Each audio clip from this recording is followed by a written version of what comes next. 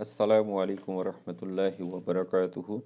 So, before going to the next lecture, let's recap what we have studied so far. So, we have seen that the electric machine is a device that can convert electrical energy into mechanical energy or mechanical energy into an electrical energy. So, based on their conversion, we generally divide them into generator or motors. So there is another machine which is the transformer. So normally we put this transformer in these electric machines because their working principle is same as the motors. So then we have said about the angular position. So angular position is the measurement of the shaft rotation and is measured in usually degrees or radians. Then we have defined the angular velocity, which is equal to omega is equal to d theta by dt, or rate of change of the angular position. Then we have defined the angular acceleration, which is d omega by dt, uh, and it is measured in radians per second square. Then we defined the torque. That's a very important parameter in the electric machines. And we have said that if we apply the force such that the line of the force passes through the axis of rotation, so there will be no movement and there will be no torque produced in this shaft.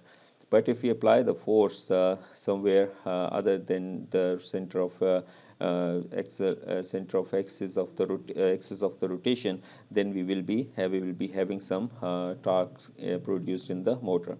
And if the by the applying the force, if the shaft will rotate counterclockwise, we will say the torque is produced in counterclockwise, or if it is in clockwise, we will say that it's produced in clockwise direction.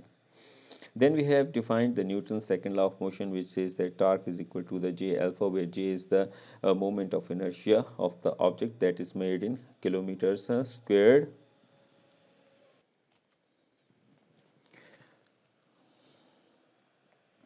Then we have defined the work. So for the work is the application of torque through an angle. So work is actually defined as tau theta if the torque is constant, and work is units of work are joules in SI unit or foot pounds in English system.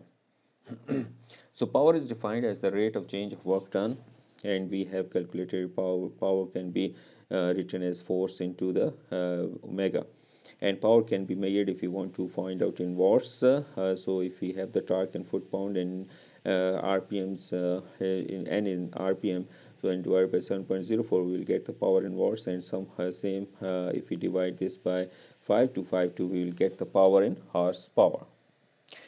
So this what I have previously said, very important slide. So if we go through these 4 points one by one again, so we know the very basic phenomena that whenever there is a current carrying wire, so there will be a magnetic field around the wire. So if the this magnetic field produced is time changing, so if we bring another coil of wire and if it passes through that coil, so that will the voltage will be induced in that coil, so we call it as the transformer action. And if we have the current carrying wire and the presence of a magnetic field, so the force will be induced on it, so it means that this is a motor action. And if we have a moving wire in the presence of a magnetic field, then the voltage will again induced in it. But in this point we don't have the time changing magnetic field as in point 2, but here we have the moving wire in the presence of a magnetic field, so that will induce the voltage in that moving wire. So this is actually basis of the generator action. Then we have defined the magnetic field by Ampere's law, that can be obtained by this formula. But if we can reduce it, we can reduce it to the simple formulation by simply looking at this. If we have this core, and if we say that if we just measure the mean path length instead of having the contour integral, so we can find this HLC is equal to Ni, where H is equal to then Ni by Lc, where N is the number of turns of this coil wrapping around the one side of the magnetic core. Then we have defined another terms, the magnetic field density. So that is actually directly proportional to the magnetic field intensity H, and their proportionality constant is mu. And we know that mu is the permeability, and the permeability of free space mu naught is given as 4 pi into 10 to the power minus 7 henries per meter, and relative permeability of any material other than the free space is mu over mu naught. So here we can find another total flux from the given relation phi, which is actually equal to BA. So then we, if we know that B, which is mu Ni by Lc, so we can have this mu Ni A by Lc. And here we have the analogy between the electric circuit and the magnetic circuit. Here we have the voltage, which is the electromotive force, which produces the current in the circuit. But here we have the magnetomotive force, which is the product of Ni, where N is the number of turns of the coil and I is the current passing through that coil. And that is producing a flux that passes to this reluctance. So here we have the resistance, here we have reluctance, here we have current, here we have the flux, and somehow the relations are basically the same as for the electric circuit. Now, if how you can find out the direction of this magnetomotive force, where or the direction of the flux that's coming out of this magnetomotive force. So we will wrap using the right hand rule. If we just curl our fingers along this coil, and we in the direction of the current, so we will find out the flux that will be that is flowing. The thumb will show the direction of the flux in that magnetic core. So similar, the relationship between magnetomotive force and flux is, we have seen that this beautiful F is equal to phi beautiful R, which is reluctance of the magnetic circuits. And remember that the same series and parallel rules as resistance are applied to this magnetic circuits.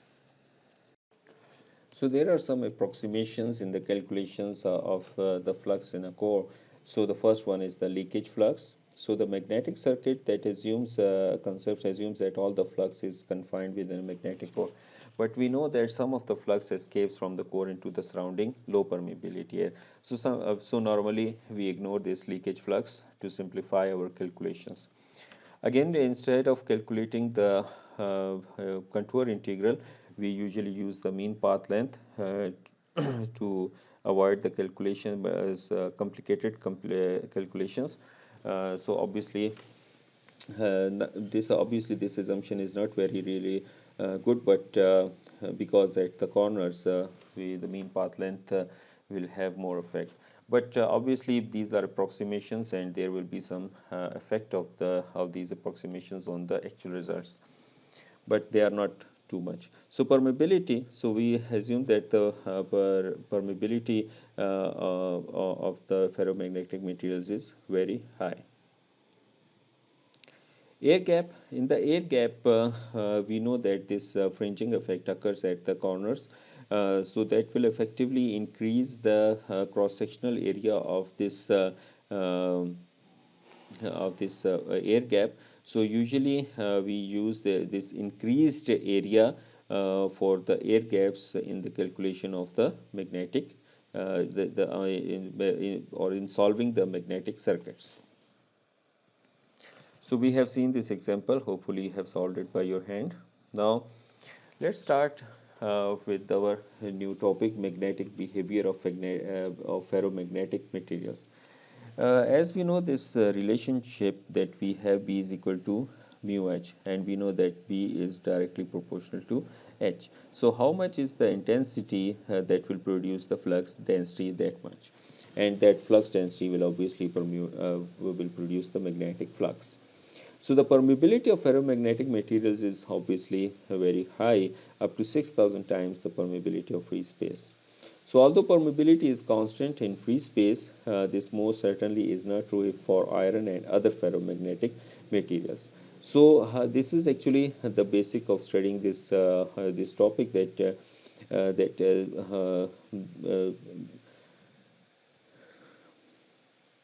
permeability obviously not stays constant within the ferromagnetic materials. So how it affects this permeability, let's look at this figure again that we have seen previously, that if we have the coil wrapped around the one leg of this ferromagnetic material, and it has n turns, and we have taken the mean path length, and the flux is produced in upward direction uh, like this with the magnetomotive force, and we have the cross-sectional area A. So the flux produced, if we start applying here the DC voltage plus minus, and if we can vary the current, and if we can vary the vary current, so such that it increases from 0 ampere to the maximum possible maximum permissible current. So the curve that will, if we plot that curve, if the flux produced in the core is plotted versus the magnetomotive force producing it, then we call this plot as the saturation curve or the magnetization curve. So here it will be, looks like here at this point we have the 0 ampere, and we are increasing the current in this direction, and we can have the F or A, whatever we can take, because we know that this F is equal to Ni. So because magnetomotive force is also dependent upon the current that is flowing through this coil. We can also plot this curve between B and H. So how? Because H is obviously is the function of current, and B is directly proportional to the H. So if we see this graph closely, so we have this one region and this second region knee, and then we have this third region. So we can define it into the first, second, and third into three regions. So what happens that if we increase the current, so we can see that for a small increase in MMF produces a huge increase in the flux. So here at these points, if we see, so where a small change in the magnetomotive force, we will have a very huge amount of that is the flux change in this curve.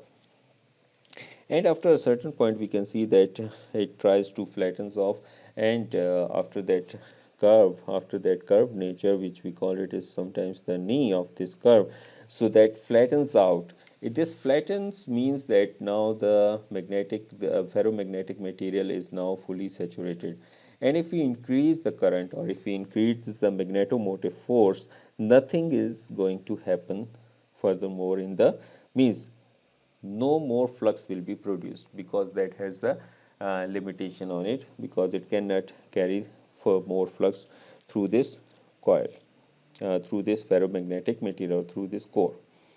So in contrast, the region where the flux changes very rapidly is called the unsaturated region. So this region, we call it as the unsaturated region, and this region is called the saturated region, and this one is obviously region, and this one is known as the knee. So the transition between the unsaturated region and the saturated region is sometimes called the knee of the curve. So the flux produced in the core is linearly related to the applied magnetomotive force in the unsaturated region, and approaches a constant value regardless of magnetomotive force in the saturated region. So the slope of the curve of B versus H at any value of H is by definition the permeability of the core at that magnetizing intensity. So because we know that B is equal to mu H, so this statement means that mu is equal to B over H. So H is by definition permeability of the core at that magnetizing intensity. The curve shows that the permeability is large and relatively constant in the unsaturated region. So here it is talking about. So at this point it is large and relatively constant in the unsaturated region, and gradually drops to a very low value as the core becomes heavily saturated. So this is portion where the core is heavily saturated. So here we can see that the permeability is now varying. Here permeability is different, and this point permeability is different. So the advantage of using a ferromagnetic material,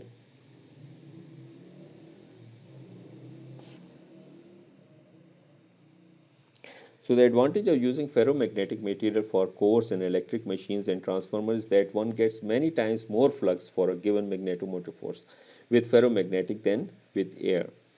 If the desired flux has to be proportional, the applied magnetomotive force, then the core must be operated in the unsaturated region of the magnetizing curve. So if you want to have the proportional flux uh, to the applied magnetomotive force, then obviously we have to operate that machine in the unsaturated region. Since real generators and motors depend on magnetic flux to produce voltage and torque, they are designed to produce as much flux as possible. So for that we can use the ferromagnetic materials which can pass more and more flux. So most real machines operate near the knee of the magnetization curve, so that to avoid the saturation, because a lot of energy loss will happen in the saturation region, and the flux in their cores is not linearly related to the magnetomotive force producing it.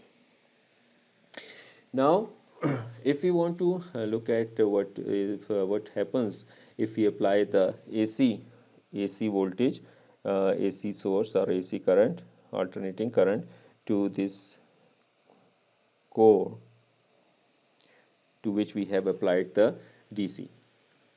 So what happens? So here we have this point A. Here we have this point A. So at this point A, we are suppose here, and we assume that in the beginning there is by some means we have removed all the flux from the material by some means. Okay, so we don't bother how it happened, but what happens that if we are increasing the current here, so here it is time axis, and this is current. So if we increase the current in the core, so obviously we know that the F will be increasing, and flux will also be increasing in this region. So what will happen if we reach at this peak, which is at point B, we will reach at this point B. Now, because now the current is reducing up till point this C, so what will happen? The current will reduce from here to here, this point. Now this point C, at this point C, we can see that it is not reaching the 0 point. So what is there? What's remained here? If we look at the axis, so we have some flux remained in this, when again we have this current is 0. So ideally this should be here at point A, but it's not an ideal situation. So what's happening here? So there is some flux left inside the core, and that flux is known as residual flux, which is abbreviated as phi sub res. Now what happens if we reach to this negative peak D?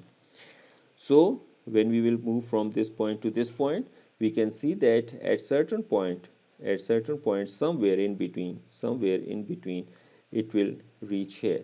Now here we can see that there is no flux in it, but there is some magnetomotive force on it, but we can see that this is some force on it. So this force, or this magnetomotive force, is known as the coercive force.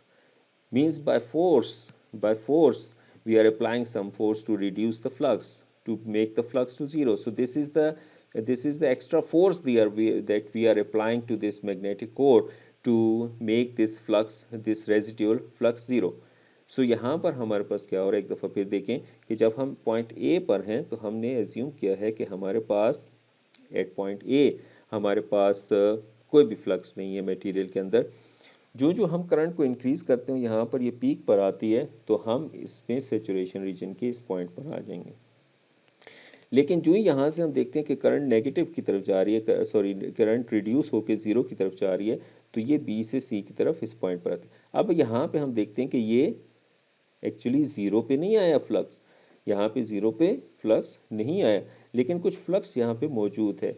ये जो flux है इसको हम क्या कहते हैं, residual flux. इसको हम क्या कहते हैं, रेजिडुअल फ्लक्स। इसके साथ साथ जिस वक्त हम इसको मजीद नेगेटिव साइड पे लेके जाते हैं, मजीद नेगेटिव साइड पर लेके जाते हैं, तो क्या होता है कि कुछ पॉइंट के ऊपर, किसी एक पॉइंट के ऊपर ये यहाँ पे पहुंच जाता है, जहाँ पे फ्लक्स तो जीरो हो जाता है, लेकिन हमारे पास कुछ ना कुछ मैग्नेटोमोटिव फोर्स मौजूद है वहाँ पे। ठीक है, तो ये वो मैग्नेटोमोटिव फोर्स है जो कि हम यूज करते हैं फ्लक्स को जीरो करने के लिए। ठीक है, फ्लक्स को जीरो करने के लिए। ठीक है, now what happens if we move towards the D? Obviously it will reach to this point D, and again if it will reach to this point 0, obviously there will be some residual flux here. So this is also again the residual flux, and this again is this force is beautiful Fc. So this is the coercive magnetomotive force. So if this will happen continuously, and it will never retrace to path from zero, it will never retrace the path from the zero. So this path is known as this flux path is known as the hysteresis. This flux path is known as the hysteresis.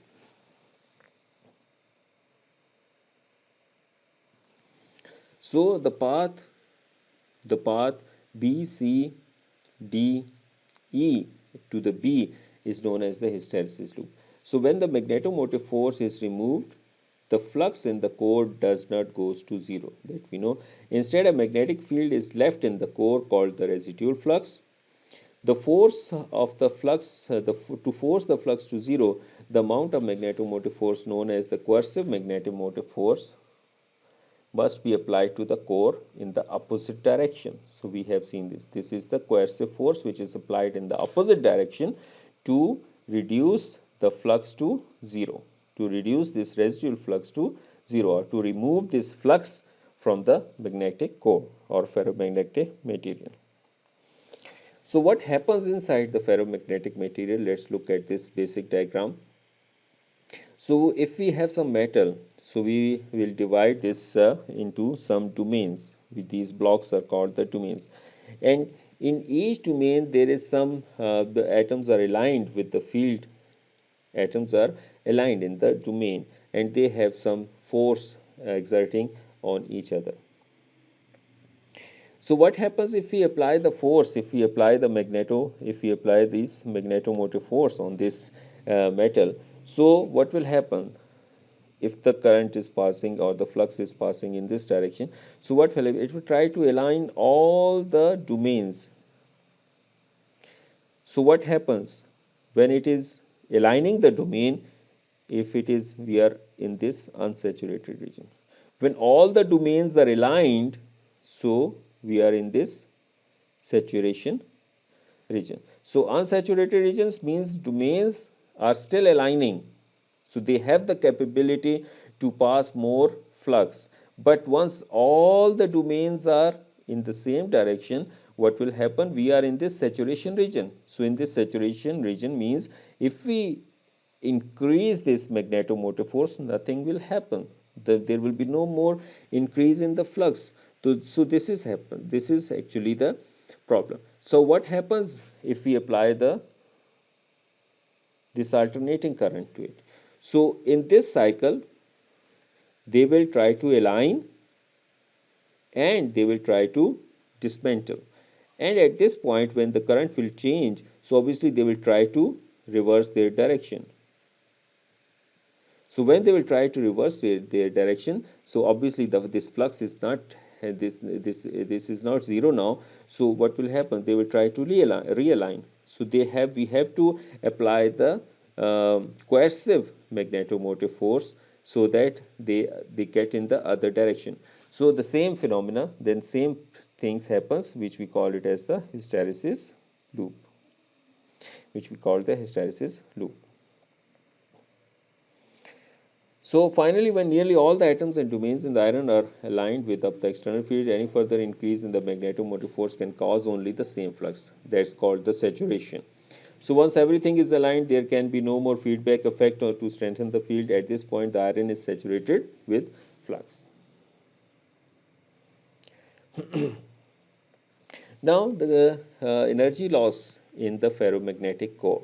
So that's very important thing to understand. What we have seen, one effect we have seen, that the permeability of the iron or any ferromagnetic material does not remain the same while we are applying the magnetomotive force. But there is another impact of that ferromagnetic material. The big advantage is that we can have the more flux that we can pass through the ferromagnetic material. So the energy loss, uh, what happens in the energy loss? Why happens the energy loss in the ferromagnetic material through this uh, hysteresis loop? So the key to the hysteresis is that when external magnetic field is removed, the domains do not completely randomize again. So that's what we have seen now. So because turning the atoms in them requires energy, obviously, if we just go back here, and we have seen that if we want to turn these flux direction, so we need the energy to rotate them. We need the energy to rotate them. When the field is removed, there is no source of energy to cause all the domains to rotate back. The piece of iron is now permanent magnet, so it will behave like a permanent magnet up till certain time. But once the domains are aligned, some of them will remain aligned until the source of external energy is supplied to change them. So if we reverse the direction of the applied force, just like we have in the alternating current, so they will move in the opposite direction. It is for that reason that the permanent magnet can lose its magnetism if it is dropped, hit with hammer or heated. So they will lose the alignment. This is what happens into the permanent magnet. So the fact that turning domains in iron requires energy leads to the common type of energy loss in all machines and transformers. So because we are mostly using the alternating currents, so that's why this reversal of the flux happens in each cycle. So the hysteresis loss in an iron core is the energy required to accomplish the reorientation of domains during each cycle of the alternating current applied to the core. So the area enclosed in the hysteresis loop formed by applying an alternating current to the core is directly proportional to the energy lost in the given AC cycle. The smaller the applied magnetomotive force excursions on the core, the smaller the area and the resulting hysteresis loop, and so the smaller the resulting losses. Means what happens? It simply means that if we have this hysteresis loop,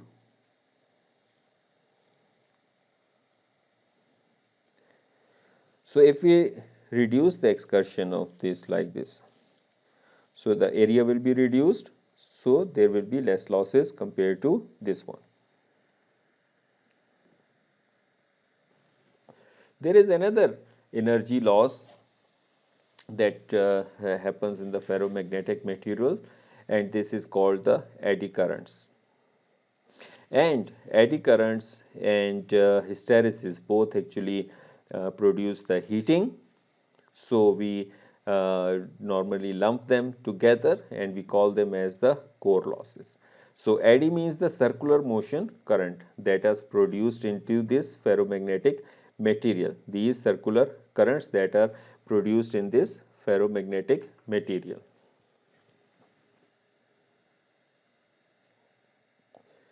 Now let's look at this Faraday's law of the induced voltage from a time changing magnetic field. So Faraday's law, as we know, is the basis of the transformer operation. So Faraday's law states that if flux passes through a turn of coil of a wire, a voltage will be induced in the turn of wire that is directly proportional to the rate of change in the flux with respect to time. So in equation form, we can say that induced voltage into the coil is equal to the rate of change of flux. So what happens this negative sign? Let's leave it for the time being. So this is the induced voltage. If we have this rate of change of flux, then we will have the induced voltage. Or in other words, if we uh, change the flux or we cut the coil in the flux, that is the same effect, the voltage will be induced.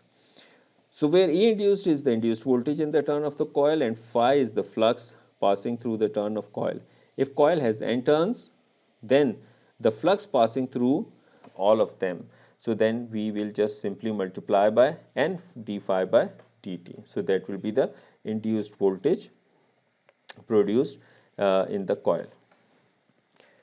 So the minus sign here in this expression is the known as the Lenz's law. Lenz's law states that the direction of the voltage built up in the coil, that the E induced voltage, because that's built up in this coil, so such that if the coil ends were short circuited, it would produce current that would cause a flux opposing the original flux change. So if we have the flux change, actual flux change, so that will be producing a current in the opposite direction. So that's why induced voltage will usually have the negative sign, which shows that its current is in opposite direction as to the applied current. Since the induced voltage opposes the change that causes it, a minus sign is included in the equation. So this is here we can see this demonstration of this Faraday's law of induction. So we can see that as the permanent magnet is moving through this coil, so there is some deviation on this voltmeter. So voltage is induced in this coil. So this is called the Faraday's law.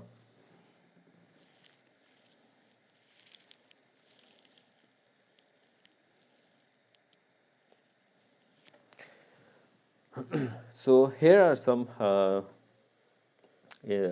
we can deduce from this Faraday's law. So Faraday's law is that fundamental property of magnetic fields involved in transformer operation. The effect of Lenz's law in transformer is to predict the polarity of the voltages induced in the transformer winding. So this negative sign is very important, or Lenz's law is very important to depict the polarity of the voltages that are induced in the transformer windings. Faraday's law also explains the eddy currents losses mentioned previously. How a time-changing flux induces voltage within a ferromagnetic core in just the same manner as it would in a wire wrapped around that core. These voltages cause swirls of currents to flow within the core, much like the eddies seen on the edges of a river named eddy currents. These eddy currents are flowing in a resistive material, the iron of the core, so the energy is dissipated by them in the form of heating in the iron core. The amount of energy lost due to eddy currents depends on the size of the current swirls and the resistivity of the material, because we have I square R in which the current flows, which can be used using laminations of the core. So we can reduce it. We will look, and insulating region is used between the strips so that the current paths for the eddy currents are limited to very small areas. So these 2 points are means says that if we make the laminations, if we have some figure here, no, I have to go back here. So where here we have these we have laminations, and what we have done it, we have divided into very small thin pieces of ferromagnetic materials, and we put a very small amount of resin in between them so that the currents, these eddy currents will not have much path to flow into the ferromagnetic material to reduce the eddy current losses in the core. So because the insulating layers are extremely thin, this section reduces eddy currents losses from with very little effect on the core's magnetic properties. The second approach to reducing eddy currents losses is to increase the resistivity of the core material. Okay, so if we increase the resistivity, so there will be less current that will be flowing into the ferromagnetic material. So obviously there will be less small losses in that ferromagnetic material. So this is often done by adding some silicon to the steel of the core, so that will increase the resistance. So if the resistance of the core is higher, the eddy currents will be smaller for the given flux and the resulting I square R losses will be smaller. Either laminations or higher resistivity materials can be used to control eddy currents. In many cases, both approaches are combined. Together, they can reduce the eddy currents losses to a point where they are much smaller than the hysteresis losses in the core. Now, let's look at the second effect of magnetic field around its surrounding, its surrounding. So, production of induced force in a wire. So, here we have this uniform magnetic field. Here we have the uniform magnetic field, and we have this current carrying conductor that we are bringing into this uniform magnetic field. So the figure shows that conductor present in the uniform magnetic field of flux density B.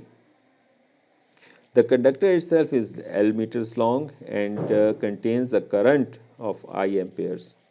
So the force induced on the conductor is given by L which is the length of this, and L is now here taken as the vector quantity, and the direction of length is in the direction of the current. So I cross B, I cross B. So I cross B. So that will be I cross B times the L, where I is the magnitude of the current in wire, L is the length of wire with the direction of length defined to be in the direction of the current flow, and B is the magnetic flux vector. So here we can use the this right hand rule. So this right hand rule shows us that this point, middle finger is pointing. This middle finger is pointing towards the magnetic flux,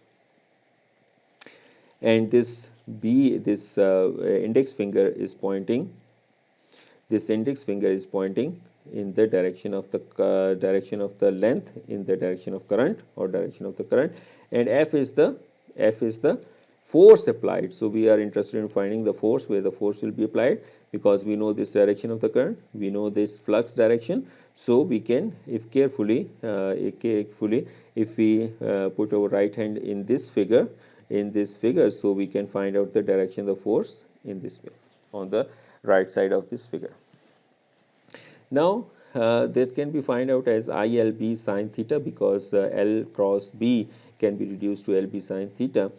So where theta is the angle between the wire and the flux density vector. So that's the wire and flux density vector B. So the induction of the force in a wire by a current in the presence of a magnetic field is the basis of motor action. Almost every type of motor depends on this basic principle for the forces and torques which make it move. So the third one is that if we have this uniform magnetic field again, and if we have this conductor and it is moving in this uniform magnetic field with velocity v, so there will be a voltage induced in this wire. There will be a voltage induced in this wire, and that voltage induced can be found out as E induced is equal to V cross B dot L.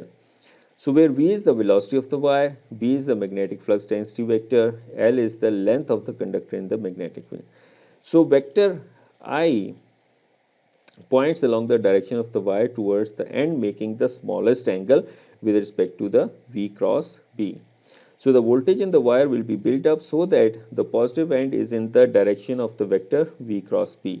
So this V cross B vector, its direction, we know that we can use the V cross B if we curl our right hand fingers from vector B towards vector V towards B, and the thumb will be the direction of that cross product of that two vectors.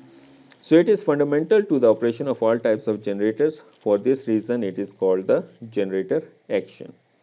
So again, if we have this uniform magnetic field, and if we move this conductor in the if we move with velocity v in a certain direction, then the voltage will be induced in this wire. So let's look at this example. So here it says the figure shows a conductor moving with a velocity of 10 meter per second to the right in the magnetic field. The flux density B is 0.5 Tesla out of the page and wire is 1 meter in length. What are the magnitude and polarity of the resulting induced voltage? So we know that E induced is equal to V cross B dot L, which is equal to actually VB sine theta times L cos of say theta 1, whatever. So this is here, this is, we call it as the theta 1, and the theta 1 is the angle between vector velocity V and B.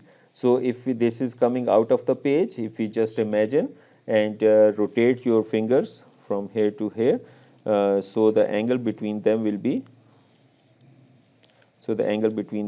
90 degree. So we will have VB sine of 90 degree, L cos of 30 degree. So if we put the values here, so it is 10 meters per second into 0.5 Tesla, and then we have sine 90 is 1, then we have the L is 1 meter into cos of 30. So that comes out to be 4.33 volt. Now what will be the direction of this voltage or the polarity of this voltage? So to check the polarity, we just need to rotate the fingers from V towards B. So remember, B is coming out of the page, and if it is here, if we just put a pen here, so if we curl the fingers from V to B, so just remember, put pen here and rotate the fingers from V to B. So our thumb will be in this direction. So it means that this end will be positive and this end will be negative. I think so you got this point. I cannot show you here in 3D. So, but if you just put a pen here on your page, because they are coming out of this page, this dot means that the flux is coming out of the page. We have this velocity vector. So if we curl the fingers from V to B, because it's a V cross B, so V to B, so then what you will get your thumb, the direction will show you the polarity of this wire, polarity of this induced voltage. Now there is a small topic of AC power, complex power. So the AC impedance is a complex quantity, as we know that complex quantity and made up of real resistance and the imaginary reactance. So Z can be written as Z is equal to R plus Jx. So where AC apparent power is a complex quantity made up of a real active power and the imaginary reactive power. So this is called the apparent power S. This is, we know that is known as the active power, and this is known as the reactive power, and its unit is VA. So the AC real power is actually I square R or V square by R measured in watts W. So there is some warning here in AC power calculations. The voltage in the above equation is the voltage drop across the resistor, not across the entire circuit. So this resistor.